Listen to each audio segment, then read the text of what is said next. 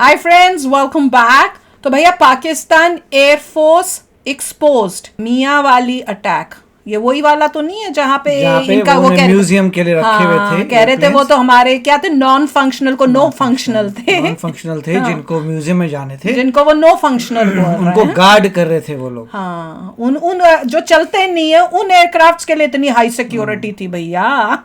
तो चलो वीडियो शुरू करते हैं। वीडियो शुरू करने से पहले अगर आप चैनल पर नए हो और आपने अभी तक सब्सक्राइब नहीं किया तो जल्दी से पहले सब्सक्राइब के बटन और बेल आइकन को क्लिक कर लो ताकि आपको हमारे सारी न्यू वीडियोस के नोटिफिकेशन मिल जाए जैसे हम अपलोड करें। अगर आपको वीडियो पसंद आता है प्लीज लाइक एंड शेयर। चलिए शुरू करते हैं। और दूसरे दो चैनल्स उनको भी सब्सक्राइब कर लेना क्योंकि आपके कई रिक्वेस्टेड वीडियोस उन चैनल्स में आ रहे हैं, लिंक्स हैं डिस्क्रिप्शन बॉक्स में।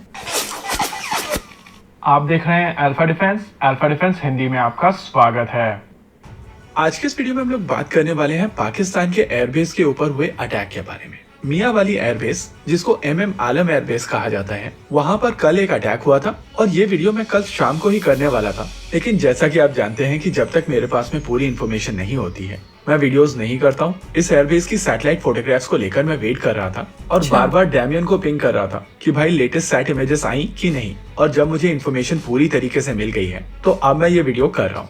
इस इंसिडेंट को लेकर पाकिस्तान एयरफोर्स की तरफ से जो स्टेटमेंट दिया गया है उसमें दो बड़ी बातें कही गई हैं। पहली, यहाँ पर 9 जिहादियों की तरफ से अटैक किया गया था और उन सभी को पाकिस्तानी एयरफोर्स की तरफ से मार दिया गया है। और दूसरी, इस अटैक में 3 एयरक्राफ्ट डैमेज हुए हैं, लेकिन उनका कहना है कि ये तीनों एयरक्राफ्ट फंक्शनली ऑपरेशनल नहीं थे और इनको फेज आउट किया जा चुका था। अब आपको यहाँ पर पता है कि पाकिस्तानी एयरफोर्स की तरफ से क्या क्लेम किए गए हैं और अब हम लोग सैटेलाइट इमेजेस के माध्यम से पाकिस्तानी एयरफोर्स को पूरी तरीके से एक्सपोज करेंगे। लेकिन चीजों को बेहतर समझने के लिए आइए समझ लेते हैं इस एयरबेस को।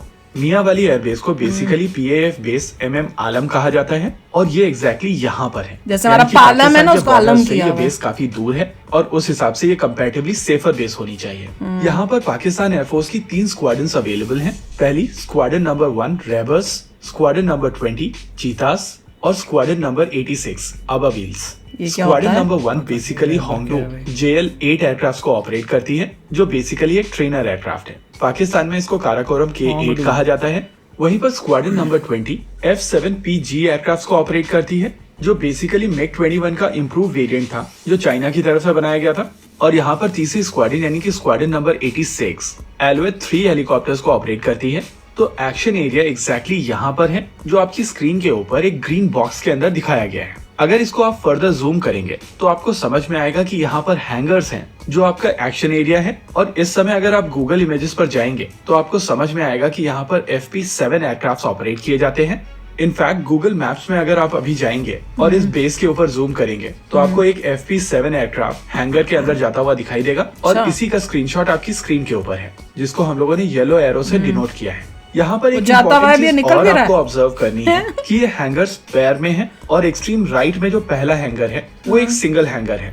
अब जो एनालिसिस के लिए वीडियो हम लोग देखने वाले हैं वो एग्जैक्टली इस तरफ से लिया गया है जो आपकी स्क्रीन के ऊपर रेड एरो से दिखाया गया है।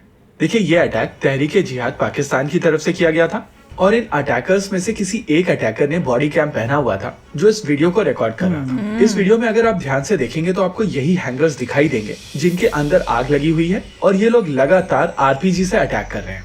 इन वीडियोस में आपको कम से कम 4 फ्लेम्स अभी दिख रही होंगी और अगर फ्रीज फ्रेम को आप ध्यान से देखेंगे तो आपको यहाँ पर एक एयरक्राफ्ट भी दिखाई देगा।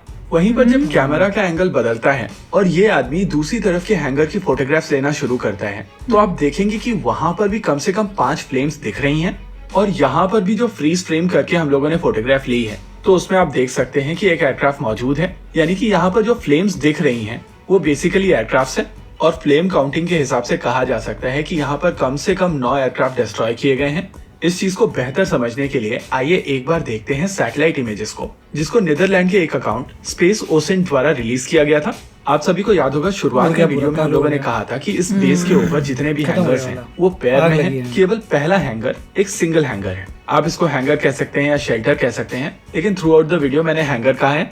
और अगर आप इस इमेज को ध्यान से देखेंगे तो आपको समझ में आएगा कि पहला हैंगर पूरी तरीके से डिस्ट्रॉयड है। नंबर 2 और 3 डैमेज है। नंबर 4 और 5 में डैमेज कम है लेकिन यहाँ पर भी डैमेज है। 6 और 7 में कंपैरेटिवली डैमेज ज्यादा है और 8 और 9 में भी डैमेज कंपैरेटिवली ज्यादा है। यानी कि ओवरऑल यहाँ पर कम से कम 9 एयरक्राफ्ट डैमेज हुए हैं और अगर आप इसको बॉडी कैम वीडियो के साथ में कंपेयर करेंगे तो ये चीज यहाँ पर पूरी तरीके से क्लियर हो जाती है कि पाकिस्तान एयरफोर्स की यहाँ पर कम से कम आधी स्क्वाड्रन डिस्ट्रॉय कर दी गई है। और यहाँ पर ये चीज भी समझना जरूरी है कि कोई भी एयरफोर्स अपने नॉन फंक्शनल एयरक्राफ्ट हैंगर के अंदर नहीं रखती है।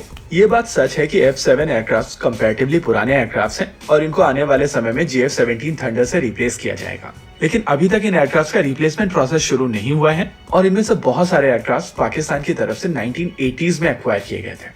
यानी कि यहाँ पर पाकिस्तान एयरफोर्स की तरफ से कवर अप की कोशिश बहुत अच्छी थी, लेकिन क्योंकि ये बॉडी कैम वीडियोस और सैटेलाइट वीडियोस पब्लिक डोमेन में आ गए हैं तो ये कवर अप अब काम नहीं करेगा। देखिए, ये चीज हम सभी लोगों को बताई गई है कि पाकिस्तान एयरफोर्स एक प्रोफेशनल एयरफोर्स है, लेकिन उनके स्टेटमेंट से लेकर बिहेवियर तक मुझे यहाँ पर कोई भी चीज प्रोफेशनल नहीं दिखाई दी और इसी वजह से यहाँ पर पाकिस्तान एयरफोर्स पूरी तरीके से एक्सपोज हो गई है। इसी के साथ आज के इस वीडियो में रखते हैं केवल इतना ही। वीडियो को अंत तक देखने के लिए धन्यवाद। देखते रहिए अल्फा डिफेंस। जय हिंद। यार एंड में जो वीडियो दिखा रहे थे उसके बाद वो जैसे साईफाई का स्क्रीन दिखा रहे थे, वो पाकिस्तान की किसी मूवी का है क्या कि उनका वैसे वहाँ पे वो सेटअप ऐसा है, ये ज़रूर बताना, क्योंकि मेरा को तो नहीं लगता पाकिस्तान इतना एडवांस होगा भैया कि उसके पास ऐसे स्क्रीन्स हैं जो ऐसे दिखा रहे हैं जैसे हम लोग मूवियों में देखते हैं। पर ये कह रहे हैं ना कि भाई क्योंकि उनके बॉडी कैम से ही पता चल गया और एक्सपोज हो गए। यार हमने तो उनके लॉजिक से एक्सपोज कर दिया था कि इतनी सिक्योरिटी हो, हैंगर के अंदर तुम ऐसे प्लेन रखोगे जो फंक्शनल ही नहीं है, जो कबाड़े हैं, कबाड़ों को कोई भी ऐसे रखता नहीं है, उनको निकाल के डिस्पोज करके ठीक अच्छे प्लेनों को रखा जाता है और उन्हीं की सिक्योरिटी हो रही है जो चलते नहीं है, तो वो वहीं से पकड़े गए थे। तो और ये भी अच्छा हो गया कि बॉडी कैम भी एक आ गया, जिन्होंने किया था उन्होंने दिखा भी दिया, उससे और भी इनका जो है झूठ पकड़ा गया। देखिए, अभी तो जो हमारी डिफेंस होगी वो जो भी आप कह सकते हैं ध्यान से देखता है, रॉ देख रहा है या इंडियन एयरफोर्स देख रही है, वो तो बहुत ही केयरफुली देख रहे होंगे। हमारे बहुत सारे सैटेलाइट्स होंगे जो उस एरिया को पूरा सर्वेल कर रहे हैं, उनके पास तो पूरे डिटेल्स होंगे कहाँ से क्या है क्या नहीं है। इतने सारे सैटेलाइट भेजे हुए हैं, वो क्या काम कर रहे हैं? यही तो काम कर रहे हैं, एक एक चप्पा की फ़ोटो लेनी 24 घंटे की, कहाँ क्या हो रहा है। तो मगर लग रहा है काफ़ी डैमेज हुआ है। और पॉइंट यही था कि अगर कोई चीज़ नॉन फंक्शनल है तो आप ऐसे हैंगरों के अंदर नहीं रखेंगे, आप बाहर रख देंगे, ठीक है, जा रहा है कहीं पोज करेंगे जो भी है, यू वोंट केयर, उसकी न्यूज़ भी नहीं बनेगी, उड़ा दिए बाहर पड़े हुए थे, कोई बात नहीं। मगर जिस तरीके से उन्होंने ऑपरेट किया, लग रहा है कि उनके क्रिटिकल सामान उड़ा है।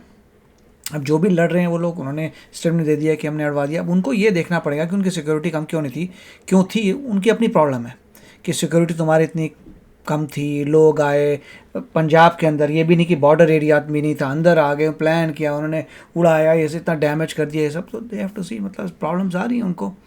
और यही होता है, जैसे सभी लोग कहते हैं कि अगर आप टेररिज्म क्रिएट करोगे तो वही लोग आपके ऊपर भी अटैक करेंगे। होता है, that is what is happening over there. उनको लग रहा था ये इंडिया के खिलाफ हम कर रहे हैं, इनको इन्हें ये नहीं पता था कि जो जिसको पैदा करे हो वो उसके बाद तुम्हारे ऊपर कई एलिमेंट्स हैं जो उन्हीं के अगेंस्ट सब लड़ रहे हैं। जब उन्होंने बलूचिस्तान को ग्रैब किया था, बलूचिस्तान वाले लड़ रहे हैं, वहाँ पे अफगानिस्तान जो है वो कहता है बॉर्डर को मानते नहीं है, वो वहाँ पे लड़ रहे हैं। हमको लगता था सब जगह उनके टीटीपी पंगे क्रिएट करे, तो उनके अंदरूनी पंगे जो कुकर्मा किया था, फाइनली उसका रिजल्ट अब दिख रहा है।